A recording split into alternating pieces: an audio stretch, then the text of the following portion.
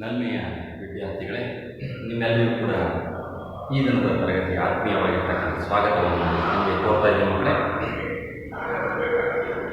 ಈ ದಿನದ ತರಗತಿಯಲ್ಲಿ ನಾವು ಗದ್ಯ ಭಾಗ 4 ಆದರ್ಶಕ ಸರ್ವಪಲ್ಲಿ ರಾಧಾಕೃಷ್ಣನ್ ಈ ಗದ್ಯ ಭಾಗದ ಮುಂದುವರೆದ ಭಾಗವನ್ನು ನಾವು ಇವತ್ತು ದಿವಸ ಅಭ್ಯಾಸ ಮಾಡೋಣ ಮಕ್ಕಳೇ. ಈಗಾಗಲೇ ನಾವು ಕಳೆದ ತರಗತಿಯಲ್ಲಿ ರಾಧಾಕೃಷ್ಣನ್ ಅವರು ನಮ್ಮ ದೇಶದ ಹೆಮ್ಮೆಯ ಸಂಗತಿಗಳ ಬಗ್ಗೆ, ಸಂಸ್ಕೃತಿಯ ಬಗ್ಗೆ ಗೌರವವಾಗಿರ್ತಕ್ಕಂಥ ಮಾತುಗಳನ್ನು ಆಡಿದ್ರು. ಯಾವ ಪ್ರೇರಣೆಯೂ ಇಲ್ಲದೆ ಸ್ವತಃ ಅಲ್ಲಿನ ಜನರೇ ಸರ್ವಪಲ್ಲಿ ರಾಧಾಕೃಷ್ಣನ್ ಅವರ ಮಾತುಗಳನ್ನು ಕೇಳಿ ಎದ್ದು ನಿಂತು ಚಪ್ಪಾಳಿಯನ್ನು ತಟ್ಟುವುದರ ಮುಖಾಂತರ ಅವರಿಗೆ ವ್ಯಕ್ತಿತ್ವಕ್ಕೆ ಗೌರವವನ್ನು ಕೊಡ್ತಾರೆ. ಅವರಿಗೆ ಸಂದಂತಹ ಗೌರವ ನಮ್ಮ ದೇಶದ ಒಂದು ಸಂಸ್ಕೃತಿಯ ಬಗ್ಗೆ, ನಮ್ಮ ದೇಶದ ಹೆಮ್ಮೆಯ ಅಂಶಗಳ ಬಗ್ಗೆ ಹೆಚ್ಚಿಗೆ ಆಗ್ತದೆ. ಬೇರೊಂದು ದೇಶಗಳು ನಮ್ಮ ದೇಶದ ನೋಟ ಬದಲಾವಣೆಯನ್ನು ಮಾಡುವಂಥ ಚಿತ್ತ ಆಗ್ತದೆ ಅನ್ನೋ ಅಂಶವನ್ನು ನಾವು ಗಮನವಿಟ್ಕೋಬೇಕು ಮಕ್ಕಳೇ. ರಾಧಾಕೃಷ್ಣನ್ ಅವರು ಹಿಂದೂ ಧರ್ಮದ ತತ್ವಶಾಸ್ತ್ರ ಮತ್ತು ಸಾಹಿತ್ಯವನ್ನೆಲ್ಲ ಅಧ್ಯಯನ ಮಾಡಿದರು. ಯುರೋಪಿಯನ್ ಶಾಸ್ತ್ರ ಮತ್ತು ಸಾಹಿತ್ಯದ ಅಭಿವ್ಯಕ್ತ ವಿಚಾರಗಳಿಂದ ಅವರ ವಿಶ್ವದೃಷ್ಟಿ ಮತ್ತು ತಾತ್ವಿಕ ದೃಷ್ಟಿಕೋನ ಪ್ರಭಾವಿತವಾಯಿತು. ನೋಡಿ, ನಮ್ಮ ಭಾರತ ದೇಶದ ಅದರಲ್ಲೂ ಕೂಡ ಏನು ನಾವು ಹಿಂದೂ ರಾಷ್ಟ್ರ ಅಂತ ಏನು ಕರಿತೀವಿ, ಅದರಲ್ಲೂ ಕೂಡ ಹಿಂದೂ ಧರ್ಮದ ಸವಿಸ್ತಾರವಾಗಿರ್ತಕ್ಕಂಥ ವಿಚಾರಗಳೇನಿದೆ ಅವೆಲ್ಲವೂ ಕೂಡ ತತ್ವಶಾಸ್ತ್ರದ ಹಿನ್ನೆಲೆಯಲ್ಲೇ ಬರ್ತಕ್ಕಂಥದ್ದು. ಈ ಎಲ್ಲ ಅಂಶಗಳನ್ನು ಸರ್ವಪಲ್ಲಿ ರಾಧಾಕೃಷ್ಣನ್ ಅವರು ಅಧ್ಯಯನ ಮಾಡುವ ಮುಖಾಂತರ ಅವರಿಗೆ ಮನಗಂಡಿದ್ರು. ಆ ಎಲ್ಲ ಅಂಶಗಳನ್ನು ಯುರೋಪಿಯನ್ ಮತ್ತು ತತ್ವಶಾಸ್ತ್ರ ಅಂದರೆ ಅನ್ಯ ದೇಶದಲ್ಲಿ ಇರ್ತಕ್ಕಂತಹ ಅವರ ಒಂದು ವಿಚಾರಧಾರೆಗಳು, ಅವರ ಸಂಸ್ಕೃತಿಯ ಬಗ್ಗೆ ಕೂಡ ತಿಳ್ಕೊಂಡಿದ್ರು. ಅವೆರಡನ್ನೂ ಕೂಡ ಹೋಲಿಕೆಯನ್ನು ಮಾಡುವಾಗ ನಮ್ಮ ದೇಶದ ಸಂಸ್ಕೃತಿಯ ಹೆಮ್ಮೆಯ ಅಂಶಗಳು ನಮಗೆ ಮನಗಾಣ್ತದೆ. ಅದನ್ನು ಜನರಿಗೆ ಗುಣಪಡಿಸ್ತಕ್ಕಂತಹ, ತಿಳಿಸುವಂತಹ ಒಂದು ಅಂಶಗಳಿಗೆ ಇವರು ಗಮನವನ್ನು ಕೊಡ್ತಾರೆ. ಹೀಗಾಗಿ ಅವರಿಗೆ ಸಾಹಿತ್ಯದ ಅಭಿವ್ಯಕ್ತಿಯಾಗಿರ್ತಕ್ಕಂಥ ವಿಚಾರಗಳು ಒಂದು ಹೊರಡುವಂತಹ ದೃಷ್ಟಿಕೋನ ವಿಶ್ವದ ದೃಷ್ಟಿಕೋನವಾಗಿ ಇಡೀ ಜಗತ್ತಿಗೆ ಅವರು ತಿಳಿಸುವಂತಹ ಅಂಶಕ್ಕೆ ಅವರು ಮುಂದಾಗ್ತಾರೆ. ಅಷ್ಟೇ ಅಲ್ಲ, ಅವರಿಗೆ ಒಂದು ಸ್ವಾಮಿ ವಿವೇಕಾನಂದರ ವಿಚಾರಧಾರೆ ಅವರ ಮನವನ್ನು ಆಕರ್ಷಣೆ ಮಾಡ್ತದೆ. ಸ್ವಾಮಿ ವಿವೇಕಾನಂದರ ಒಂದು ವಿಚಾರಧಾರೆಗಳಿಗೆಲ್ಲ ಖಂಡಿತವಾಗ್ಲೂ ಕೂಡ ವಿವೇಕಾನಂದ ಪುಸ್ತಕಗಳನ್ನು ಓದಬೇಕು ಮಕ್ಕಳೇ. ಸಣ್ಣ ಸಣ್ಣ ಪುಸ್ತಕಗಳು ಸಿಗ್ತವೆ ದಾಂಧಲದಲ್ಲಿ ಅಂತಹ ಅವರು ಹೇಳಿರ್ತಕ್ಕಂಥ ಮಾತುಗಳು, ಯುವಕರಿಗೆ ನೀಡುವಂತಹ ಸಂದೇಶಗಳು, ನಮ್ಮ ದೇಶದ ಸಂಸ್ಕೃತಿಯ ಬಗ್ಗೆ ನಾವು ಯಾವ ರೀತಿಯಾಗಿ ಹೆಮ್ಮೆಯನ್ನು ನಾವು ತಂದುಕೋಬೇಕು ಮತ್ತು ನಮ್ಮ ದೇಶ ಸಂಸ್ಕೃತಿಯ ಬಗ್ಗೆ ನಾವೆಷ್ಟು ಗೌರವವನ್ನು ತಾಳಬೇಕು ಅಂತಕ್ಕಂಥದ್ದು, ಅವರು ಮನಗಿರ್ತಕ್ಕಂತಹ ಅನುಭವದ ವಿಚಾರಗಳು, ಒಂದು ಏನೋ ಸೈದ್ಧಾಂತಿಕ ವಿಚಾರಧಾರೆಗಳು ಎಲ್ಲವನ್ನೂ ಕೂಡ ನಾವು ಓದಿನಿಂದ ಮಾತ್ರ ತಿಳ್ಕೊಳ್ಳಿಕ್ಕೆ ಸಾಧ್ಯ. ಅಂತಹ ಸ್ವಾಮಿ ವಿವೇಕಾನಂದರ ಒಂದು ವಿಚಾರಧಾರೆಗಳಿಗೆ ನಮ್ಮ ಸರ್ವಪಲ್ಲಿ ರಾಧಾಕೃಷ್ಣನ್ ಅವರು ಮುಂದಾಗ್ತಾರೆ. ಕೊನೆಗೆ ಹಿಂದೂ ಧರ್ಮವು ಒಂದು ವೈಚಾರಿಕ ಜೀವನ ಮಾರ್ಗವೆಂದು, ನೈತಿಕ ಗುಣಾತ್ಮಕ ವಿಷಯಗಳಿಂದ ಕೂಡಿದ್ದು, ಮಾನವ ಆಂತರಿಕ ಜೀವನದ ಬಗ್ಗೆ ಪ್ರಾಮುಖ್ಯತೆಯುಳ್ಳದಾಗಿದೆ. ಸ್ವಾಮಿ ವಿವೇಕಾನಂದರ ವಿಚಾರಧಾರೆಗಳಿಗೆ ಇವರು ಯಾವಾಗ ಒಳಗಾಗ್ತಾರೆ, ಸರ್ವಪಲ್ಲಿ ರಾಧಾಕೃಷ್ಣನ್ ಅವರ ಒಂದು ಮನಸ್ಥಿತಿಗಳು ಮತ್ತು ಒಂದು ಬುದ್ಧಿಮತ್ತೆಗಳು, ತಾತ್ವಿಕ ವಿಚಾರಗಳು ಬದಲಾವಣೆ ಆಗ್ತವೆ. ಜೊತೆಗೆ ಅವರು ಏನೆಲ್ಲ ಅಂಶಗಳನ್ನು ಮನಗಾಣ್ತಾರೆ ಅಂದರೆ, ಒಂದು ನಮ್ಮ ಜೀವನ ಅಂತಕ್ಕಂಥದ್ದು, ಜೀವನವನ್ನು ಬದಲಾವಣೆ ಮಾಡ್ಕೋಬೇಕು, ಬದುಕನ್ನು ಬದಲಾವಣೆ ಮಾಡಬೇಕು. ಹಿಂದೂ ಧರ್ಮವು ಒಂದು ವೈಚಾರಿಕ ಹಿನ್ನೆಲೆಯಲ್ಲಿ ಒಂದು ನೈತಿಕ ಗುಣಾತ್ಮಕ ವಿಷಯಗಳಿಂದ ಕೂಡಿದ್ದು, ನೈತಿಕ ಒಂದು ನೇಮನಿಷ್ಠವಾಗಿರ್ತಕ್ಕಂತಹ ಅಂಶಗಳಿಂದ ಕೂಡಿರ್ತಕ್ಕಂತಹ ನಮ್ಮ ಹಿಂದೂ ಧರ್ಮ, ಜೊತೆಗೆ ಮಾನವನ ಆಂತರಿಕ ಜೀವನದ ಬಗ್ಗೆ, ಒಂದು ಮನುಷ್ಯನ ಒಂದು ಬದುಕನ್ನು, ವ್ಯಕ್ತಿತ್ವವನ್ನು ಹೆಚ್ಚಿಸಲಿಕ್ಕೆ ನಮ್ಮ ಧರ್ಮ ಕಾರಣ ಆಗ್ತದೆ. ಆ ಒಂದು ಉದ್ದೇಶವನ್ನು ಮನಗೊಂಡಿರ್ತಕ್ಕಂತಹ ಸರ್ವಪಲ್ಲಿ ರಾಧಾಕೃಷ್ಣನ್ ಸ್ವಾಮಿ ವಿವೇಕಾನಂದರ ತತ್ವಾದರ್ಶಗಳಿಗೆ ಅವರು ಒಳಗಾಗ್ತಾರೆ. ಇನ್ನೂ ಹೆಚ್ಚಿನ ಅಂಶಗಳನ್ನು ತಿಳ್ಕೊಂಡು ತತ್ವಶಾಸ್ತ್ರದಲ್ಲಿ ಅಳವಡಿಸಿಕೊಂಡು ತಾತ್ವಿಕ ಹಿನ್ನೆಲೆಯಲ್ಲಿ, ತಾತ್ವಿಕ ದೃಷ್ಟಿಕೋನದ ಹಿನ್ನೆಲೆಯಲ್ಲಿ ಅವರು ಈ ವಿಚಾರಗಳನ್ನು ಅವರು ಮನಗಾಣ್ತಾರೆ. ಆ ಎಲ್ಲ ಸಂದೇಶಗಳನ್ನು ಗೊತ್ತಿರ್ತಕ್ಕಂಥ ಅಂಶಗಳನ್ನು ಜನರಿಗೆ ತಿಳಿಸ್ತಾರೆ, ತನ್ನಲ್ಲೇ ಇಟ್ಕೊಳ್ಳೋದಿಲ್ಲ. ಜನರಿಗೆ ಆ ಒಂದು ಮಾತಿನ ಆ ಒಂದು ಮೋಡಿಯಿಂದ ಜನರಿಗೆ ಆಕರ್ಷಣೆ ಆಗ್ತದೆ ಮಕ್ಕಳೇ. ಬರವಣಿಗೆ ಅಂತಕ್ಕಂಥದ್ದು ಬಹಳ ಹತ್ತಿರ ಆಗ್ತದೆ. ಹಿಂದೂ ಧರ್ಮವಾಗಲಿ ವೇದಾಂತವಾಗಲಿ ಅಸತ್ಯವನ್ನು ಹೇಳುವುದಿಲ್ಲ. ಖಂಡಿತವಾಗಲೂ ಕೂಡ ನಮ್ಮ ಹಿಂದೂ ಧರ್ಮ ಹೇಳ್ತಕ್ಕಂತಹ ಅಂಶಗಳು, ವೇದಗಳು, ಋಗ್ವೇದ, ಯಜುರ್ವೇದ, ಸಾಮವೇದ, ಅಥರ್ವವೇದಗಳು, ಸ್ಮೃತಿಗಳು, ಭಗವದ್ಗೀತೆ, ಇವೆಲ್ಲ ಅಂಶಗಳನ್ನು ನಾವು ತಿಳ್ಕೊಂಡಾಗ ಏನಾಗ್ತದೆ, ನಮ್ಮ ಹಿಂದೂ ಧರ್ಮ ಖಂಡಿತವಾಗೂ ಕೂಡ ಯಾವತ್ತೂ ಅಸತ್ಯವನ್ನು ಹೇಳೋದಿಲ್ಲ, ಅನುಭವದ ಮಾತುಗಳನ್ನು, ಸತ್ಯವನ್ನು ಹೇಳ್ತದೆ. ಭಾರತೀಯ ಚಿಂತನೆಗಳು ಯಾವುದೋ ವಿಚಿತ್ರ ಮತ್ತು ನಿಗೂಢ ಕಲ್ಪನೆಗಳಾಗಿಲ್ಲ. ಭಾರತದಲ್ಲಿರ್ತಕ್ಕಂಥ ಸಂಸ್ಕೃತಿಗಳು ಏನಿದ್ದಾವೆ ಅವೆಲ್ಲವೂ ಕೂಡ ಓದಿ ತಿಳ್ಕೊಂಡಾಗ ಗೊತ್ತಾಗ್ತದೆ, ಒಂದು ಯಾವುದೇ ರೀತಿಯ ಒಂದು ನಿಗೂಢವಾಗಿರ್ತಕ್ಕಂಥ ಮಂತ್ರ ಶಕ್ತಿ ಅಲ್ಲ. ಅವೆಲ್ಲವೂ ಕೂಡ ಅನುಭವದ ಸತ್ಯದ ಘಟನೆಗಳಾಗಿಯೇ ಪರಿಣಮಿಸುತ್ತದೆ. ಜೀವನದ ನಾಡಿಮಿಡಿತಗಳನ್ನು ಸೂಕ್ಷ್ಮ ಮನಸ್ಸಿನ ಚಿಂತನೆಗಳನ್ನು ತಿಳಿಯಪಡಿಸುವುದಾಗಿದೆ. ನೋಡಿ, ಅವೆಲ್ಲ ವಿಷಯಗಳನ್ನ ತಿಳ್ಕೊಂಡಾಗ ಮಾತ್ರ ಮಾನವನ ಬದುಕು ಒಂದು ಸಾಧನೆ ಅಂತ ಸಾಕ್ತದೆ ಅನ್ನೋದಕ್ಕೆ ನಮ್ಮ ಹಿಂದೂ ಧರ್ಮದ ಧರ್ಮ ಗ್ರಂಥಗಳನ್ನು ಓದಬೇಕು, ತಿಳ್ಕೋಬೇಕು, ಸಂಸ್ಕೃತಿಗಳನ್ನು ಅಧ್ಯಯನ ಮಾಡಬೇಕು, ಇಲ್ಲಿರುವಂತಹ ಅನೇಕ ಸ್ಥಳಗಳನ್ನು ನೋಡಬೇಕು. ಹಂಗಿದ್ದಾಗ ಮಾತ್ರ ನಮ್ಮ ಜೀವನ ಅಂತಕ್ಕಂಥ ಸಾರ್ಥಕ ಆಗುತ್ತೆ ಅನ್ನೋ ಅಂಶವನ್ನು ಸರ್ವಪಲ್ಲಿ ರಾಧಾಕೃಷ್ಣನವರು ಮನಗಂಡಿದ್ರು. ಮತ್ತು ಅದೇ ರೀತಿಯಾಗಿ ಬದುಕನ್ನು ಸಾಗಿಸಿರುವಂತಕ್ಕಂಥ ಅಂಶಗಳನ್ನ ನಾವು ನೋಡ್ಬೋದು. ಶಿಕ್ಷಣದ ಜೊತೆಗೆ ಶಿಕ್ಷಣದ ಅರಿವು, ಶಿಕ್ಷಣದ ಮಹತ್ವವನ್ನು ನಮಗೆ ಹೇಳ್ತಾರೆ. ಮತ್ತು ಇವು ಶಿಕ್ಷಣದ ಬಗ್ಗೆ ಒಂದು ರೀತಿ ಬೇರೊಂದು ದೇಶಗಳನ್ನೆಲ್ಲವನ್ನು ಕೂಡ ಸುತ್ತಿಕೊಂಡು ಬಂದ ನಂತರ ಶಿಕ್ಷಣದಲ್ಲಿ ಏನೆಲ್ಲ ಬದಲಾವಣೆ ಆಗಬೇಕು, ಮತ್ತು ನಮ್ಮ ದೇಶದ ಶಿಕ್ಷಣ ವ್ಯವಸ್ಥೆ ಬದಲಾದಾಗ ಮಾತ್ರ ನಮ್ಮ ದೇಶದ ಒಂದು ಅನೇಕ ಅಂಶಗಳನ್ನು ಬದಲಾವಣೆ ಮಾಡಲಿಕ್ಕೆ ಸಾಧ್ಯ ಅನ್ನೋ ಅಂಶ ಮನಗಂಡಿದ್ರು. ಅದಕ್ಕಾಗಿ ಅವರು ಶಿಕ್ಷಣವು ಜೀವನದ ಅವಿಭಾಜ್ಯ ಅಂಗ, ಎಲ್ಲರೂ ಕೂಡ ಶಿಕ್ಷಣವನ್ನು ಪಡೆಯಬೇಕು. ಆ ಶಿಕ್ಷಣ ಪಡೆದಾಗ ಮಾತ್ರ ನಮ್ಮ ದೇಶದ ಜನರ ಬದುಕು, ವ್ಯಕ್ತಿತ್ವ, ನೋಡುವ ದೃಷ್ಟಿಕೋನ ಬದಲಾವಣೆ ಆಗ್ತದೆ. ಮಾನವನ ಪರಿಪೂರ್ಣತೆ ಹಾಗೂ ಸುಸಂಸ್ಕೃತಿಯತ್ತ ಒಯ್ಯುವ ಸಾಧನ ಮಾರ್ಗ. ಮಾನವನನ್ನ ಪರಿಪೂರ್ಣತೆಯತ್ತ ಸಾಗಬೇಕು, ಮನುಷ್ಯ ಪರಿಪೂರ್ಣನಾಗಬೇಕು ಅಂತಂದರೆ ಅವನು ಶಿಕ್ಷಣ ಪಡೆಯಬೇಕು. ಆ ಶಿಕ್ಷಣ ಪಡೆದಾಗ ಮಾತ್ರ ಅವನ ವ್ಯಕ್ತಿತ್ವ, ನೋಡುವ ದೃಷ್ಟಿಕೋನ, ಅವನ ಮಹತ್ವ ಹೆಚ್ಚಿಗೆ ಆಗ್ತದೆ, ಮತ್ತು ಅವನ ಬದುಕು ಸಾರ್ಥಕ ಆಗ್ತದೆ, ಮತ್ತು ಅವನನ್ನು ಸುಸಂಸ್ಕೃತನನ್ನಾಗಿ ಮಾಡೋದಕ್ಕೆ ಶಿಕ್ಷಣವೇ ಕಾರಣೀಭೂತ ಬಿಟ್ಟರೆ ಬೇರೊಂದು ಅಂಶಗಳಲ್ಲ ಅಂತಕ್ಕಂಥ ಅಂಶ ಅವರಿಗೆ ಮನಗಂಡಿದ್ರು. ಹಾಗಾಗಿ ಕೆನಡಾ ದೇಶದ ರೇಡಿಯೋ ಪ್ರಸಾರ ಭಾಷಣದಲ್ಲಿ ಅವರು ಹೇಳ್ತಾರೆ, ಮಾನವತೆಯೇ ವಿಶ್ವ ಅನುಸರಿಸಬೇಕಾದ ಮಾರ್ಗ ಎಂದು ತಮ್ಮ ನಿಲುವನ್ನು ಅಭಿವೃದ್ಧಿಪಡಿಸಿದರು. ಯುವಕರು ಹೇಳ್ತಕ್ಕಂತಹ ವಿಶ್ವ ಮಾನವ ಸಂದೇಶ ಇದೆಯಲ್ಲ, ಆ ಸಂದೇಶದ ರೀತಿಯೇ ಸರ್ವಪಲ್ಲಿ ರಾಧಾಕೃಷ್ಣನ್ ಅವರು ಏನು ಹೇಳ್ತಾರೆ, ಮಾನವತೆ ನೋಡಿ, ದ್ವೇಷ, ಅಸೂಯೆ, ಕೋಪ, ತಾಪ ಇವನ್ನೆಲ್ಲ ಬಿಡಬೇಕು. ಅದರ ಜೊತೆಗೆ ಒಬ್ಬ ಮನುಷ್ಯನಿಗೆ ಸಹಾಯವನ್ನು ಮಾಡಬೇಕು. ಒಂದು ದೇಶ ಇನ್ನೊಂದು ದೇಶದ ಬಗ್ಗೆ ಗೌರವ, ಪ್ರೀತಿ, ವಿಶ್ವಾಸಗಳ ಸಂಸ್ಕೃತಿಗಳನ್ನು ಹೆಚ್ಚಿಸುವಂಥ ಅಂಶಗಳನ್ನು, ಹೊಂದಾಣಿಕೆಯನ್ನು, ಪ್ರೀತಿ ವಿಶ್ವಾಸವನ್ನು ಇಟ್ಟುಕೋಬೇಕು. ಮಾನವೀಯತೆಯಿಂದ ಮಾತ್ರ ಒಂದು ಗೌರವಗಳನ್ನು, ಒಂದು ದೇಶದ ಸಂಸ್ಕೃತಿಯನ್ನು ಹೆಚ್ಚಿಸಲಿಕ್ಕೆ ಸಾಧ್ಯ. ಅದು ಇಡೀ ಜಗತ್ತು ಅನುಸರಿಸಬೇಕು. ಬರೀ ಒಂದೇ ದೇಶ ಅನುಸರಿಸೋಕ್ಕಾಗಲ್ಲ. ಒಂದು ಕೈ ಸೇರಿದರೆ ಚಪ್ಪಾಳೆ ಆಗೋದಿಲ್ಲ, ಎರಡು ಕೈ ಸೇರಿಸಿದ್ರೆ ಹೇಗೆ ಚಪ್ಪಾಳೆ ಆಗ್ತದೋ ಹಾಗೆ ಎಲ್ಲ ದೇಶದಲ್ಲೂ ಕೂಡ ವಿಶ್ವ ಮಾನವತೆಯ ಸಂದೇಶವನ್ನು ಮನಗಾಣಬೇಕು. ಹಾಗಿದ್ದಾಗ ಮಾತ್ರ ನಮಗೆ ಒಂದು ಹೊಂದಾಣಿಕೆ ಅಂಶಗಳು, ಇನ್ನೊಂದು ದೇಶದ ಬಗ್ಗೆ ಒಂದು ಗೌರವ, ಪ್ರೀತಿ, ವಿಶ್ವಾಸಗಳು, ಮತ್ತು ಒಬ್ಬ ಮನುಷ್ಯನ ಒಂದು ಬದುಕು ಸಾರ್ಥಕ ಆಗಬೇಕು ಅಂತಂದರೆ ಒಂದು ಮಾನವೀಯ ಅಂಶಗಳನ್ನು ಮನಗಾಣಬೇಕು, ಅದನ್ನು ಜೀವನದಲ್ಲಿ ಅಳವಡಿಸ್ಕೋಬೇಕು ಅಂತಕ್ಕಂಥ ಅಂಶವನ್ನು ಸರ್ವಪಲ್ಲಿ ರಾಧಾಕೃಷ್ಣನ್ ಅವರು ಹೇಳ್ತಾರೆ. ಒಂದು ಬಹುಮುಖ ಪ್ರತಿಭೆಯನ್ನು ನಾವು ತಿಳ್ಕೋಬೇಕಾಗ್ತದೆ ಮಕ್ಕಳೇ. ಈ ರೀತಿಯಾಗಿ ಮಾನವೀಯತೆಯೇ ಒಂದು ವಿಶ್ವ ಅನುಸರಿಸಬೇಕಾದ ಮಾರ್ಗ ಅಂತಕ್ಕಂಥ ನಿಲುವನ್ನು ಅವರು ತನ್ನ ಮಾತಿನ ಮೂಲಕ ಅಭಿವೃದ್ಧಿಪಡಿಸ್ತಾರೆ ಮಕ್ಕಳೇ.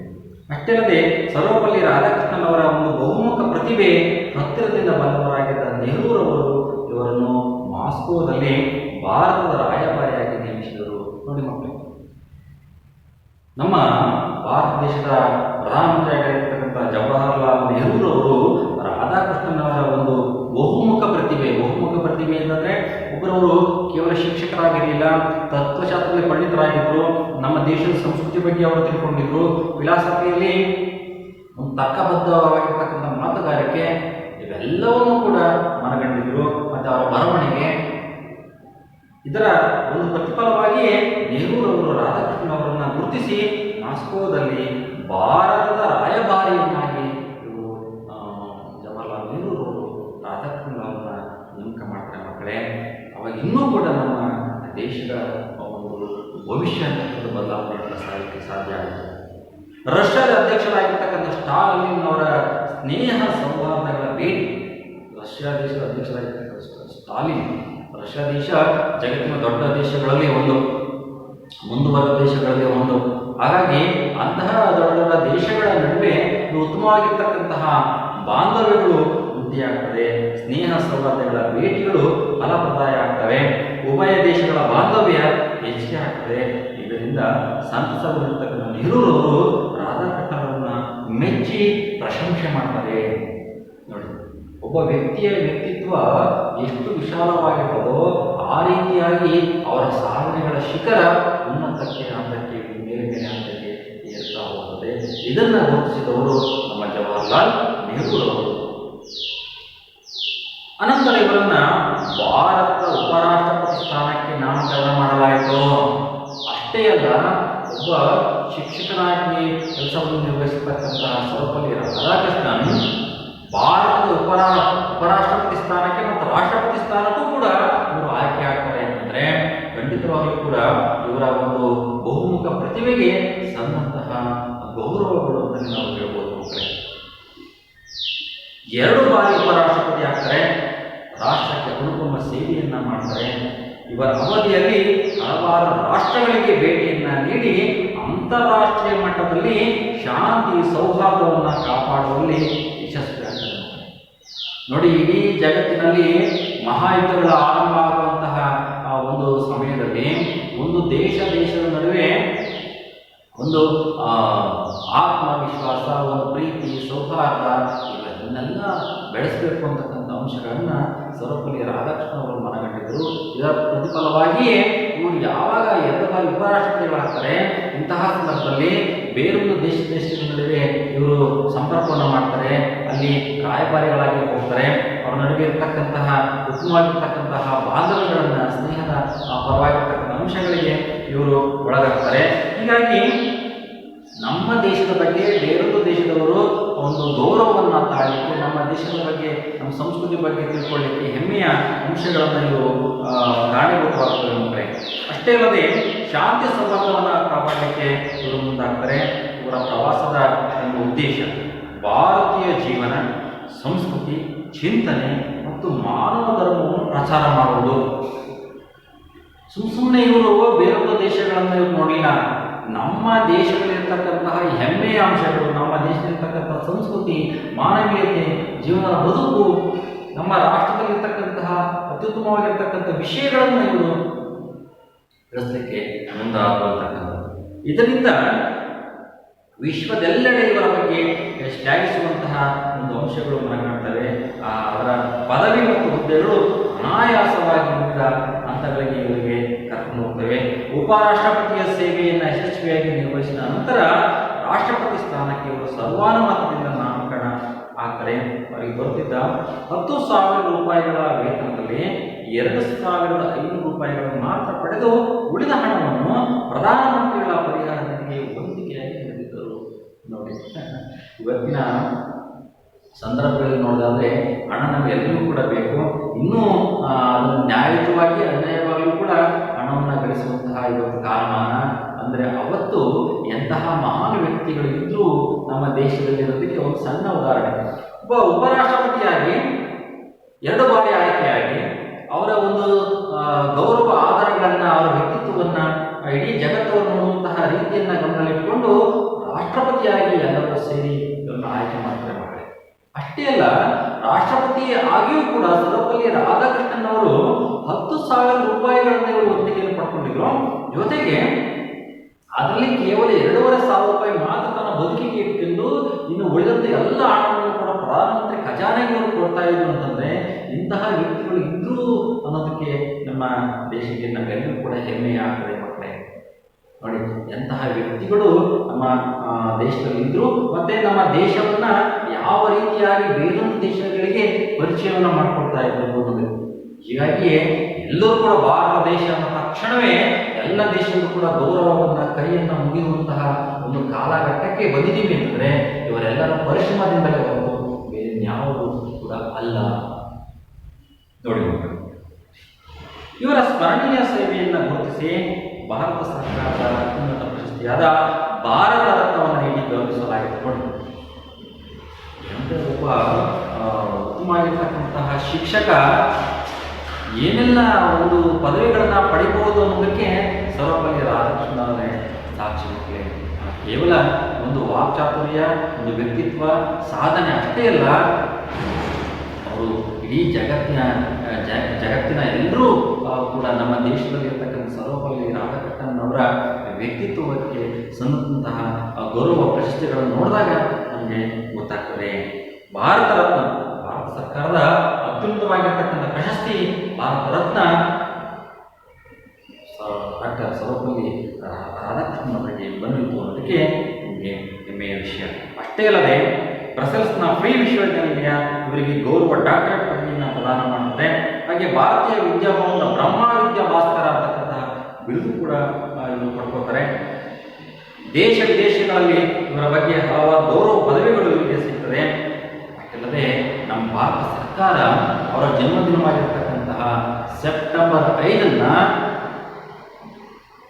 ರಾಷ್ಟ್ರೀಯ ಶಿಕ್ಷಕರ ದಿನ ಅಂತೇಳಿ ಘೋಷಣೆಯನ್ನಾಗಿ ಮಾಡ್ತೇವೆ. ಅಂದಿನಿಂದ ಇಂದಿನವರೆಗೂ ಮುಂದೂ ಕೂಡ ಶಿಕ್ಷಕರ ದಿನಾಚರಣೆಯಿಂದ ಹೆಮ್ಮೆಯಿಂದ ವಿದ್ಯಾರ್ಥಿಗಳು ಮತ್ತು ಶಿಕ್ಷಕರು ಕೂಡಿ ಆಚರಿಸಬೇಕು. ಆಚರಿಸಿದಾಗ ಮಾತ್ರ ನಮ್ಮ ಸರ್ವಪಲ್ಲಿ ರಾಧಾಕೃಷ್ಣನವರ ಒಂದು ವ್ಯಕ್ತಿತ್ವವನ್ನು, ಗೌರವವನ್ನು ನಾವು ತಿಳ್ಕೊತೀವಿ. ಅಷ್ಟೇ ಅಲ್ಲದೆ ನಾವು ಕೂಡ ಅವರು ಹಾಕಿಕೊಟ್ಟಂತಹ ದಾರಿಯಲ್ಲೇ ನಾವು ಮುಂದೆ ಹೋಗಬೇಕು. ಇದ್ದಾಗ ಮಾತ್ರ ನಾವು ಅವರು ಹಾಕಿಕೊಟ್ಟಂತಹ ಮಾರ್ಗಗಳನ್ನು ಮುಂದಿನ ತಲೆಮಾರಿಗೂ ಕೂಡ ಕೊಂಡೊಯ್ಯಲಿಕ್ಕೆ ಸಾಧ್ಯ ಆಗ್ತದೆ ಅಂತ ಹೇಳಿ 1962ರಿಂದ ಇಂದಿನವರೆಗೂ ಕೂಡ ರಾಷ್ಟ್ರೀಯ ಶಿಕ್ಷಕರ ದಿನಾಚರಣೆ ಅಂತ ಹೇಳಿ ನಾವು ಆಚರಣೆ ಮಾಡಿಕೊಂಡು ಬರ್ತಾ ಇದ್ದೀವಿ. ರಾಧಾಕೃಷ್ಣನವರ ಬಾಹ್ಯ ರೂಪ ಹೇಗಿತ್ತು ಅಂತಂದರೆ, ಆ ರೂಪ ಅಂತಕ್ಕಂಥದ್ದು ಒಂದು ಚಿತ್ರಣವನ್ನು ಕಣ್ಣು ಮುಂದೆ ಬರ್ತದೆ. ಬಿಸ್ಕೆಟ್ ಬಣ್ಣದ ರೇಷ್ಮೆಯ ನಿಲುವಂಗಿ ಅನ್ನೊಂದು ರೀತಿ ಯಾವುದೇ ರೀತಿಯ ಒಂದು ಬಾಹ್ಯ ವಿಚಿತ್ರಗಳಿಗೆ ತುತ್ತಾಗದೆ ಒಂದು ಶಿಸ್ತಿನ ಸಿಪಾಯಿಯಾಗಿ ಅವರಿದ್ದರು ಅನ್ನೋದಕ್ಕೆ ರೇಷ್ಮೆಯ ನಿಲುವಂಗಿ, ಶುಭ್ರವು ನಿರಾಡಂಬರವಾದ ಬಿಳಿಯ ಪಂಚೆ ಮತ್ತು ರುಮಾಲು, ಕೋಪ ಸೂಚಕವಲ್ಲದ ಹುಬ್ಬು, ಯಾವುದೋ ಸಮಸ್ಯೆಯ ಒಳಹೋಗುವಂತಿರುವ ಕಣ್ಣೋಟ, ಮುಗುಳು ನಗೆಯ ಸುಳಿವು, ಇವು ಭಾರತೀಯರೆಲ್ಲರಿಗೂ ಕೂಡ ಪರಿಚಿತ. ಪ್ರಪಂಚದ ಫ್ಯಾಷನ್ ಎಷ್ಟೇ ಬದಲಾದರೂ ರಾಧಾಕೃಷ್ಣನವರು ತಮ್ಮ ವೇಷಭೂಷಣಗಳನ್ನು ಕೊನೆಯವರೆಗೂ ಕೂಡ ಯತ್ನವಾಗಿ ಉಳಿಸ್ಕೊಂಡಿದ್ರು. ನೋಡಿ ಮಕ್ಕಳೇ, ಅವತ್ತಿನ ಸಂದರ್ಭದಲ್ಲಿ ಮೇಷ್ಟ್ರು ಕಚ್ಚಾ ಪಂಚೆ, ಕೋಟು, ಟೊಪ್ಪಿಗೆ, ಕೈಯಲ್ಲಿ ಒಂದು ಕೋಲು, ಛತ್ರಿ ಇವೆಲ್ಲ ಇದ್ದರೆ ಇವು ಮಾಸ್ತರ್ ಮಂದಿವರು ಅಂತೇಳಿ ಬಾಹ್ಯ ನೋಟಿಗೆ ಗೊತ್ತಾಗೋದು ಮಕ್ಕಳೇ. ಅವತ್ತಿನ ಸಂದರ್ಭದಲ್ಲಿ ಎಷ್ಟೇ ಜಗತ್ತಿನ ಪ್ರಪಂಚ ಫ್ಯಾಷನ್ಗಳಲ್ಲಿ ಬದಲಾವಣೆ ಆದರೂ ಕೂಡ ಸರ್ವಪಲ್ಲಿ ರಾಧಾಕೃಷ್ಣನವರ ಒಂದು ಉಡುಗೆ ತೊಡುಗೆ ಏನಿತ್ತು ಅವರು ಬದಲಾವಣೆ ಆಗಲೇ ಇಲ್ಲ. ಇವತ್ತು ಕೂಡ ಅದನ್ನ ನೋಡಿದ್ರೆ ಸರ್ವಪಲ್ಲಿ ರಾಧಾಕೃಷ್ಣನ್ ಅಂತೇಳಿ ನಾವು ಗುರುತಿಸ್ಬೋದು. ಒಂದು ರುಮಾಲು, ಕಚ್ಚೆ ಪಂಚೆ, ಒಂದು ಬಿಸ್ಕೆಟ್ ಬಣ್ಣದ ನಿಲುವಂಗಿ ಮನೆಯವರು ಕೂಡ ಉಳಿಸ್ಕೊಂಡಿದ್ರು. ಅದು ಒಂದು ಅವರ ವ್ಯಕ್ತಿತ್ವಕ್ಕೆ ಸಂತಹ ಒಂದು ಗೌರವ, ಆದರಗಳು ಆಗಿತ್ತು ಅಂತಕ್ಕಂಥದ್ದು. ಇಂತಹ ಸರ್ವಪಲ್ಲಿ ರಾಧಾಕೃಷ್ಣನವರಿಗೆ ಭಾರತ ಸರ್ಕಾರ ಭಾರತ ರತ್ನ ಅಂತಕ್ಕಂಥದ್ದು, ಬ್ರಹ್ಮವಿದ್ಯಾ ಭಾಸ್ಕರ ಅಂತಕ್ಕಂತಹ ಬಿರುದುಗಳು ಅವರಿಗೆ ಸಂದಿದ್ದು ಮಕ್ಕಳೇ. ನೋಡಿ, ರಾಧಾಕೃಷ್ಣನವರು ಧರ್ಮ, ಸಂಸ್ಕೃತಿ, ಶಿಕ್ಷಣ, ತತ್ವಶಾಸ್ತ್ರ, ಮನಃಶಾಸ್ತ್ರ ಮೊದಲಾದ ಕ್ಷೇತ್ರಗಳಿಗೆ ಸಂಬಂಧಿಸಿದಂತೆ ಹಲವಾರು ಮೂಲಭೂತ ಕೃತಿಗಳನ್ನು ರಚನೆ ಮಾಡಿದರು. ಈ ಅಷ್ಟೇ ಅಲ್ಲ, ಬರವಣಿಗೆಗೆ ಇವರು ಓದಿನ ಒಂದು ಆಸಕ್ತಿನ ಹೊಂದಿದ ಫಲವಾಗಿ ಲೋಕಾನುಭವವನ್ನು ತಿಳ್ಕೊಂಡಿದ್ರು. ಹಾಗಾಗಿ ಇವರು ತನ್ನ ಬರವಣಿಗೆಯತ್ತ ಸಾಗಿದ್ರು. ಆ ಬರವಣಿಗೆಯಿಂದ ನಮ್ಮ ದೇಶದ ಸಂಸ್ಕೃತಿಯನ್ನು, ತತ್ವಶಾಸ್ತ್ರವನ್ನು, ಮನಃಶಾಸ್ತ್ರದ ಅಂಶಗಳನ್ನು ಇವರು ಇಡೀ ಜಗತ್ತಿಗೆ ತನ್ನ ಬರವಣಿಗೆ ಮುಖಾಂತರ ಇವರು ಹೇಳಿದರು. ಅನೇಕ ಶಿಕ್ಷಣ ಕ್ಷೇತ್ರದಲ್ಲಿ ಸಂಸ್ಕೃತಿಯ ಬಗ್ಗೆ, ಧರ್ಮದ ಬಗ್ಗೆ, ಮನಃಶಾಸ್ತ್ರದ ಬಗ್ಗೆ ಇವರು ಒಂದು ಸಂಶೋಧನೆಗಳನ್ನು, ಆಳವಾಗಿರ್ತಕ್ಕಂಥ ವಿಚಾರಗಳನ್ನು ತಿಳ್ಕೊಂಡಿದ್ರು. ಹಾಗಾಗಿ ಇವರು ಅನೇಕ ಮೌಲ್ಯಯುತವಾಗಿರ್ತಕ್ಕಂಥ ಕೃತಿಗಳನ್ನು ಇವರು ರಚನೆ ಮಾಡಿದ್ದಾರೆ. ಅಂತಹ ಕೃತಿಗಳನ್ನು ನೋಡೋದಾದರೆ ಇಂಡಿಯನ್ ಫಿಲಾಸಫಿ, ಭಾರತೀಯ ತತ್ವಶಾಸ್ತ್ರ ಅಂತಕ್ಕಂಥ ಒಂದು ಕೃತಿ, ಈ ಹಿಂದೂ ವ್ಯೂ ಆಫ್ ಲೈಫ್, ನಮ್ಮ ಹಿಂದೂ ಧರ್ಮದ ಒಂದು ಜೀವನ, an idealist view of life, east and west in religion, contemporary Indian philosophy, ಇವು ಕೃತಿಗಳು. ಮತ್ತೊಮ್ಮೆ ನೋಡಿ ಮಕ್ಕಳೇ, ಸರ್ವಪಲ್ಲಿ ರಾಧಾಕೃಷ್ಣನ್ ಅವರ ಒಂದು ಬರೆದಂತಹ ಕೃತಿಗಳನ್ನ ಗಮನಿಸಿ ನೀವು. Indian philosophy, the Hindu view of life, an idealist view of life, east and west religion, contemporary Indian philosophy, ಇವರು ಬರೆದ ಪ್ರಮುಖವಾಗಿರ್ತಕ್ಕಂಥ ಕೃತಿಗಳು. ಅಷ್ಟೇ ಅಲ್ಲದೆ ಶ್ರೀಯುತರು ಕೇಂದ್ರ ಸಾಹಿತ್ಯ ಅಕಾಡೆಮಿ ಪ್ರಶಸ್ತಿಯನ್ನು ಇವರು ಪಡ್ಕೊಂಡಿದ್ದಾರೆ. ರಾಷ್ಟ್ರಪತಿ ಹುದ್ದೆಯಿಂದ ನಿವೃತ್ತಿಗೊಂಡಿದ್ದ ನಂತರ ಚೆನ್ನೈಗೆ ಇವರು ವಾಪಸ್ಸಾಗಿ ಹೋಗ್ತಾರೆ. ನೋಡಿ, ರಾಧಾಕೃಷ್ಣನ್ ಅವರ ಇಡೀ ಜೀವನ ಚಿತ್ರಣವನ್ನು ಕಣ್ಮುಂದೆ ತಗೊಂಡಾಗ ಇಂತಹ ವ್ಯಕ್ತಿ, ಇಂತಹ ಮಹಾನ್ ವ್ಯಕ್ತಿಗಳು ಹಿಂದೆ ನಮ್ಮ ದೇಶದಲ್ಲಿ ಇದ್ದರು ಅನ್ನೋದಕ್ಕೆ ಹೆಮ್ಮೆಯ ಸಂಗತಿ ಆಗಿದೆ ಮಕ್ಕಳೇ. ಇವರ ತರುವಾಯ ಅನೇಕ ಮಹನೀಯರು ಬಂದರೂ ಕೂಡ ಇಂತಹ ಮಹಾನ್ ವ್ಯಕ್ತಿ ಬರಲಿಲ್ಲ ಅನ್ನೋದು ದುಃಖದ ಸಂಗತಿ ಮಕ್ಕಳೇ. ನೋಡಿ, ಒಬ್ಬ ವೇತನವನ್ನು ಸ್ಯಾಲರಿಯನ್ನು ಪಡ್ಕೊಂಡು ಅದರಲ್ಲಿ ಎಷ್ಟು ಜೀವನ ಬೇಕು ಅಷ್ಟು ಇಟ್ಕೊಂಡು ಇನ್ನುಳಿದಂಥ ಒಂದು ಹಣವನ್ನು ಪ್ರಧಾನಮಂತ್ರಿಯ ಒಂದು ಖಜಾನೆಗೆ ಇವರು ಹಾಕ್ತಾ ಇದ್ರು ಅಂತಂದರೆ ಇಂತಹ ವ್ಯಕ್ತಿಗಳು ಎಲ್ಲಿ ಸಿಗ್ತಾರೆ ಅವರಿಗೆ? ಅದಕ್ಕಾಗಿಯೇ ಗೌರವ ಪ್ರಶಸ್ತಿಗಳು ಸಂದವು. ಮತ್ತು ಇಡೀ ದೇಶ, ಇಡೀ ಜಗತ್ತು ಅವರನ್ನು ತಿರುಗಿ ನೋಡುವಂತಹ ಒಂದು ನೋಟ ಇದೆಯಲ್ಲ, ಗೌರವ ಆಧಾರಗಳನ್ನು ತಂದುಕೊಟ್ಟಂತಹ ವಿಚಾರಗಳು ಅಂತ ಹೇಳ್ಬೋದು. ಹಾಗೆ ಶಿಕ್ಷಕ ಹುದ್ದೆಯಿಂದ ರಾಷ್ಟ್ರಪತಿ ಹುದ್ದೆಯವರೆಗೆ ಹಂತ ಹಂತವಾಗಿ ಮೇಲಿರಿದ ಮಹಾನ್ ವ್ಯಕ್ತಿ ನಾಯಕ ಕ್ರಿಸ್ತಶಕ 1975ರಲ್ಲಿ ಇವರು ಮರಣವನ್ನು ಹೊಂದುತ್ತಾರೆ. ಅವರು ವಿದ್ಯಾರ್ಥಿನಿಯ ಜೊತೆಗೆ ಅಪಾರ ಲೋಕಾನುಭವವನ್ನು ಮತ್ತು ಜೀವನಾನುಭವಗಳನ್ನು ಪಡ್ಕೊಂಡಿದ್ದರು. ಅಷ್ಟೇ ಅಲ್ಲದೆ ಶ್ರೇಷ್ಠ ಶಿಕ್ಷಣ ತಜ್ಞ, ಮಹಾತತ್ವಜ್ಞಾನಿ ಹಾಗೂ ಮಾನವತಾವಾದಿಯಾಗಿ ಬಹುಮುಖ ಪ್ರತಿಭೆಯಿಂದ ವಿಶ್ವವಿಖ್ಯಾತರಾದರು. ಈ ವಿಶ್ವಕ್ಕೆ ಇವರು ಸರ್ವಪಲ್ಲಿ ರಾಧಾಕೃಷ್ಣನ್ ಎಂದ ತಕ್ಷಣವೇ ಎಲ್ಲರೂ ಕೂಡ ಕೈ ಎತ್ತಿ ಮುಗಿಯುವಂತಹ ಒಂದು ಗೌರವ ಇವತ್ತು ಕೂಡ ಇಟ್ಕೊಂಡಿದ್ದಾರೆ. ಅಂದರೆ ರಾಧಾಕೃಷ್ಣನ್ ಅವರ ಉಡುಗೆ ತೊಡುಗೆಗೆ ಅಲ್ಲ, ಅವರಲ್ಲಿರ್ತಕ್ಕಂಥ ವಾಕ್ಚಾತುರ್ಯ, ಬುದ್ಧಿವಂತಿಕೆ, ಅವರು ತಿಳ್ಕೊಂಡಂಥ ವಿಚಾರಧಾರೆಗಳು, ಅವರ ಮಾತಿನ ವೈಖರಿ, ಶಿಕ್ಷಕರು ಮತ್ತು ವಿದ್ಯಾರ್ಥಿಗಳಿಗೆ ಇರ್ತಕ್ಕಂಥ ಆತ್ಮೀಯ ಸಂಬಂಧ, ಇವೆಲ್ಲವೂ ಕೂಡ ನಾವು ಒಂದು ಸಂದರ್ಭದಲ್ಲಿ ಗುರುತನ್ನು ಮಾಡಿಕೊಳ್ಬೇಕು. ಅವರಿಗೆ ಗೌರವವನ್ನು ಸಲ್ಲಿಸಬೇಕು. ಮತ್ತು ಪುನಃ ಸೆಪ್ಟೆಂಬರ್ 5 ಶಿಕ್ಷಕರ ದಿನಾಚರಣೆಯ ಹಂತಗಳಲ್ಲಿಯೂ ಕೂಡ ಅವರ ವ್ಯಕ್ತಿತ್ವ ವಿಚಾರಗಳು ವಿದ್ಯಾರ್ಥಿಗಳಿಗೆ ನಾವು ನೀಡಬೇಕು. ಮತ್ತು ವಿದ್ಯಾರ್ಥಿ ಶಿಕ್ಷಕರಿಂದ ಆತ್ಮೀಯ ಸಂಬಂಧವನ್ನು ಬೆಳೆಸಲಿಕ್ಕೆ ರಾಧಾಕೃಷ್ಣನ್ ಅವರನ್ನೇ ಉದಾಹರಣೆಯಾಗಿ ನಾವು ಇಟ್ಕೊಂಡು ಎಲ್ಲರೂ ಕೂಡ ಆ ರೀತಿ ಗೌರವಗಳನ್ನು ಪಡ್ಕೋಬೇಕು. ನೀವು ಕೂಡ ಸರ್ವಪಲ್ಲಿ ರಾಧಾಕೃಷ್ಣನ್ ಅವರ ವ್ಯಕ್ತಿತ್ವ ವಿಚಾರಧಾರೆ ಪುಸ್ತಕಗಳನ್ನು ಓದಬೇಕು. ಸ್ವಾಮಿ ವಿವೇಕಾನಂದರ ಪುಸ್ತಕಗಳನ್ನು ನೀವು ಓದಬೇಕು. ಅಂದಾಗ ಮಾತ್ರ ನಿಮ್ಮ ವ್ಯಕ್ತಿತ್ವ ಬದಲಾವಣೆಯನ್ನು ಹೊಂದುತ್ತೆ ಅಂತ ಅಂಶಗಳನ್ನು ಹೇಳ್ತಾ ಇವತ್ತಿನ ತರಗತಿಯನ್ನು ನೀವು ಇಷ್ಟ ಆಗಿದೆ ಮತ್ತು ಹೆಚ್ಚಿನ ಅಂಶಗಳನ್ನು ನೀವು ತಿಳ್ಕೊಂಡಿದ್ದೀರಾ, ರಾಧಾಕೃಷ್ಣನ್ ಅವರ ವ್ಯಕ್ತಿ ಚಿತ್ರಣವನ್ನು ನೀವು ಪಡ್ಕೊಂಡಿದ್ದೀರಾ ಅಂತೇಳಿ ಗಮನಿಸ್ಕೊಂಡು ನೀವು ತರಗತಿ ಈ ಗದ್ಯ ಭಾಗವನ್ನು ಓದ್ಕೊಂಡು ಭಾಷಾಭ್ಯಾಸ ಪ್ರಶ್ನೆಗಳಿಗೆ ನೀವು ಅವರನ್ನು ಬರೆಯಬೇಕು. ತಾಯಿಯ ಹೆಸರು ಸೀತಮ್ಮ. ಪ್ರಶ್ನೆ 2. ರಾಧಾಕೃಷ್ಣನವರ ತಂದೆಯ ಅಪೇಕ್ಷೆ ಏನಾಗಿತ್ತು? ಉತ್ತರ: ರಾಧಾಕೃಷ್ಣನ್ ಅವರ ತಂದೆಯ ಅಪೇಕ್ಷೆ ದೇಶಿ ಭಾಷೆಯಾಗಿದ್ದ ಸಂಸ್ಕೃತವನ್ನು ಕಲಿಯಲಿ ಎಂಬುದಾಗಿತ್ತು.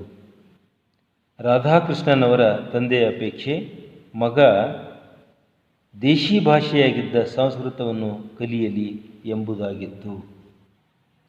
ಪ್ರಶ್ನೆ 3. ರಾಷ್ಟ್ರಪತಿಗಳಾಗಿ ಪಡೆಯುತ್ತಿದ್ದ ವೇತನವನ್ನು ರಾಧಾಕೃಷ್ಣನ್ ಅವರು ಹೇಗೆ ಸದುಪಯೋಗ ಪಡೆದುಕೊಂಡರು?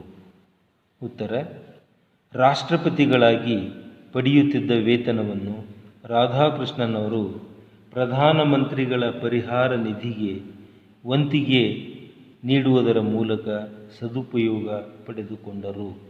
ಉತ್ತರ ಇನ್ನೊಮ್ಮೆ ಕೇಳಿ. ರಾಷ್ಟ್ರಪತಿಗಳಾಗಿ ಪಡೆಯುತ್ತಿದ್ದ ವೇತನವನ್ನು ರಾಧಾಕೃಷ್ಣನ್ ಅವರು ಪ್ರಧಾನಮಂತ್ರಿಗಳ ಪರಿಹಾರ ನಿಧಿಗೆ ವಂತಿಗೆ ನೀಡುವುದರ ಮೂಲಕ ಸದುಪಯೋಗ ಪಡೆದುಕೊಂಡರು. ಪ್ರಶ್ನೆ 4. ರಾಧಾಕೃಷ್ಣನ್ ಅವರ ಜನ್ಮದಿನವನ್ನು ಯಾವ ಹೆಸರಿನಿಂದ ಆಚರಿಸಲಾಗುತ್ತದೆ? ಉತ್ತರ: ರಾಧಾಕೃಷ್ಣನ್ ಅವರ ಜನ್ಮದಿನವನ್ನು ರಾಷ್ಟ್ರೀಯ ಶಿಕ್ಷಕರ ದಿನ ಎಂದು ಆಚರಿಸಲಾಗುತ್ತದೆ? ಉತ್ತರ ಇನ್ನೊಮ್ಮೆ ಕೇಳಿ. ರಾಧಾಕೃಷ್ಣನ್ ಅವರ ಜನ್ಮದಿನವನ್ನು ರಾಷ್ಟ್ರೀಯ ಶಿಕ್ಷಕರ ದಿನ ಎಂದು ಆಚರಿಸಲಾಗುತ್ತದೆ. ಕೊಟ್ಟಿರುವ ಪ್ರಶ್ನೆಗಳಿಗೆ 3-4 ವಾಕ್ಯಗಳಲ್ಲಿ ಉತ್ತರಿಸಿ. ಪ್ರಶ್ನೆ 1.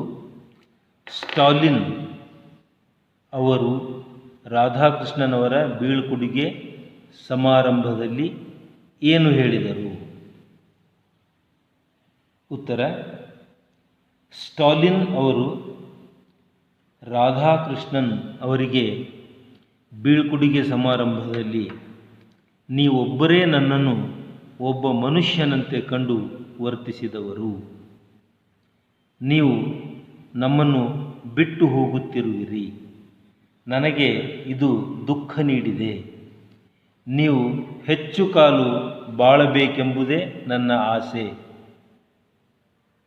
ನಾನು ಹೆಚ್ಚು ಕಾಲ ಬಾಳುವುದಿಲ್ಲ ಎಂದು ನುಡಿಯುತ್ತಾ, ಅಶೋಕನು ಕಳಿಂಗ ಯುದ್ಧದ ನಂತರ ಶ್ರೇಷ್ಠ ಮನುಷ್ಯನಾದಂತೆ ನೀವು ಆಗುವಿರಿ ಎಂಬ ರಾಧಾಕೃಷ್ಣನವರ ಮಾತನ್ನು ಪುನರುಚ್ಚರಿಸಿದರು.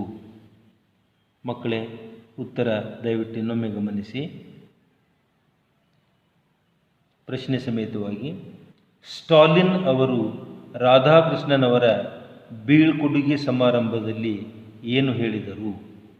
ಉತ್ತರ: ಸ್ಟಾಲಿನ್ ಅವರು ರಾಧಾಕೃಷ್ಣನ್ ಅವರಿಗೆ ಬೀಳ್ಕೊಡುಗೆ ಸಮಾರಂಭದಲ್ಲಿ, ನೀವೊಬ್ಬರೇ ನನ್ನನ್ನು ಒಬ್ಬ ಮನುಷ್ಯನಂತೆ ಕಂಡು ವರ್ತಿಸಿದವರು. ನೀವು ನಮ್ಮನ್ನು ಬಿಟ್ಟು ಹೋಗುತ್ತಿರುವಿರಿ. ನನಗೆ ಇದು ದುಃಖ ನೀಡಿದೆ. ನೀವು ಹೆಚ್ಚು ಕಾಲ ಬಾಳಬೇಕೆಂಬುದೇ ನನ್ನ ಆಸೆ. ನಾನು ಹೆಚ್ಚು ಕಾಲ ಬಾಳುವುದಿಲ್ಲ ಎಂದು ನುಡಿಯುತ್ತಾ, ಅಶೋಕನು ಕಳಿಂಗ ಯುದ್ಧದ ನಂತರ ಶ್ರೇಷ್ಠ ಮನುಷ್ಯನಾದಂತೆ ನೀವು ಆಗುವಿರಿ ಎಂಬ ರಾಧಾಕೃಷ್ಣನ್ ಅವರ ಮಾತನ್ನು ಪುನರುಚ್ಚರಿಸಿದರು. ಮುಂದಿನ ಪ್ರಶ್ನೆಯನ್ನು ನಾವು ಗಮನಿಸೋಣ.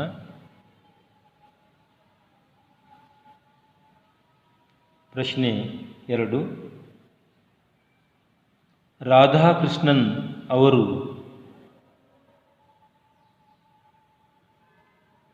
ರಾಧಾಕೃಷ್ಣನ್ ಅವರ ವಿದ್ಯಾಭ್ಯಾಸ ಎಲ್ಲೆಲ್ಲಿ ನಡೆಯಿತು?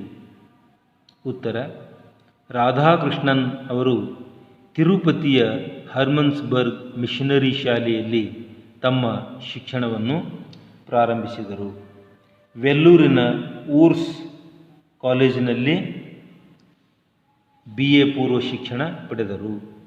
ಮದ್ರಾಸಿನ ಕ್ರಿಶ್ಚಿಯನ್ ಕಾಲೇಜಿನಲ್ಲಿ BA ಪದವಿಯನ್ನು ಪೂರ್ಣಗೊಳಿಸಿ ತಮ್ಮ ಆಸಕ್ತಿಯ ವಿಷಯವಾದ ತತ್ವಶಾಸ್ತ್ರದಲ್ಲಿ MA ಸ್ನಾತಕೋತ್ತರ ಪದವಿಯನ್ನು ಪಡೆದರು. ಪ್ರಶ್ನೆ ಸಮೇತವಾಗಿ ಉತ್ತರ ಇನ್ನೊಮ್ಮೆ ಕೇಳಿ. ರಾಧಾಕೃಷ್ಣನ್ ಅವರ ವಿದ್ಯಾಭ್ಯಾಸ ಎಲ್ಲೆಲ್ಲಿ ನಡೆಯಿತು? ರಾಧಾಕೃಷ್ಣನ್ ಅವರು ತಿರುಪತಿಯ ಹರ್ಮನ್ಸ್ಬರ್ಗ್ ಮಿಷನರಿ ಶಾಲೆಯಲ್ಲಿ ತಮ್ಮ ಶಿಕ್ಷಣವನ್ನು ಆರಂಭಿಸಿದರು. ವೆಲ್ಲೂರಿನ ಊರ್ಸ್ ಕಾಲೇಜಿನಲ್ಲಿ BA ಪೂರ್ವದ ಶಿಕ್ಷಣ ಪಡೆದರು. ಮದ್ರಾಸಿನ ಕ್ರಿಶ್ಚಿಯನ್ ಕಾಲೇಜಿನಲ್ಲಿ BA ಪದವಿಯನ್ನು ಪೂರ್ಣಗೊಳಿಸಿ ತಮ್ಮ ಆಸಕ್ತಿಯ ವಿಷಯವಾದ ತತ್ವಶಾಸ್ತ್ರದಲ್ಲಿ MA ಸ್ನಾತಕೋತ್ತರ ಪದವಿಯನ್ನು ಪಡೆದರು. ಪ್ರಶ್ನೆ 3. ರಾಧಾಕೃಷ್ಣನ್ ಅವರ ವೇಷಭೂಷಣಗಳ ಬಗ್ಗೆ ಬರೆಯಿರಿ. ಉತ್ತರ: ರಾಧಾಕೃಷ್ಣನ್ ಅವರು ಬಿಸ್ಕೆಟ್ ಬಣ್ಣದ ರೇಷ್ಮೆಯ ನಿಲುವಂಗಿ, ಶುಭ್ರವೂ ನಿರಾಡಂಬರವೂ ಆದ ಬಿಳಿಯ ಪಂಚೆ ಮತ್ತು ರುಮಾಲು ಧರಿಸುತ್ತಿದ್ದರು.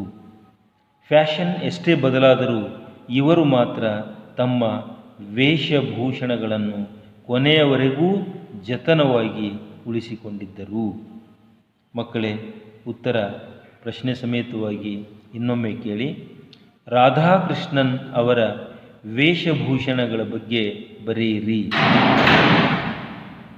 ಉತ್ತರ: ರಾಧಾಕೃಷ್ಣನ್ ಅವರು ಬಿಸ್ಕೆಟ್ ಬಣ್ಣದ ರೇಷ್ಮೆಯ ನಿಲುವಂಗಿ, ಶುಭ್ರವೂ ನಿರಾಡಂಬರವೂ ಆದ ಬಿಳಿಯ ಪಂಚೆ ಮತ್ತು ರುಮಾಲು ಧರಿಸುತ್ತಿದ್ದರು.